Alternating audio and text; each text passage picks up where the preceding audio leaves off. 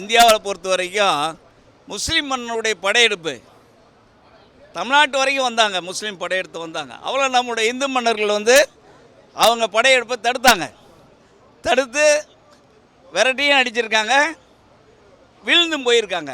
அதை அதை வரி பேசகாமல் கற்பனை கலக்காமல் நடந்தபடி அப்படியே சொல்லியிருக்கார்.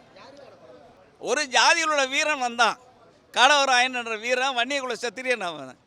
ஏன்னா அந்த வீரன் அவர்களை எதிர்த்து போரிட்டு வீர மரணம் அடைஞ்சான்.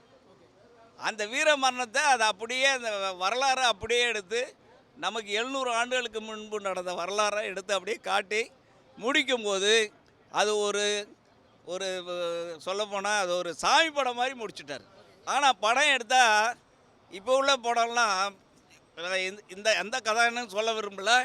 இப்போ உள்ள படங்கள்லாம் ஜாலிக்கான படமாக இருக்குது. வரலாறு படம் யாரும் ஏபி நாகராஜனுக்கு பிறகு யாருமே எடுக்கிறதில்ல. அது ஜாதிங்கிற வார்த்தைக்கு இடம் இல்லை. புரியுதுங்களா சொல்கிறது புரியுதா உங்களுக்கு? ஜாதியை பற்றி அவர் எந்த ஜாதியை பற்றின்னு சொல்ல வரல. சத்திரியன்னா யார்? வீரமாக சண்டை போடுறவன் பேர் சத்திரியன். அந்த சத்திரியர்களை பற்றி சொல்லியிருக்காரு. அந்த சத்திரிய வழியில் வந்தவன் தான் காடவராயனுடைய வரலாறை சொல்லியிருக்காரு.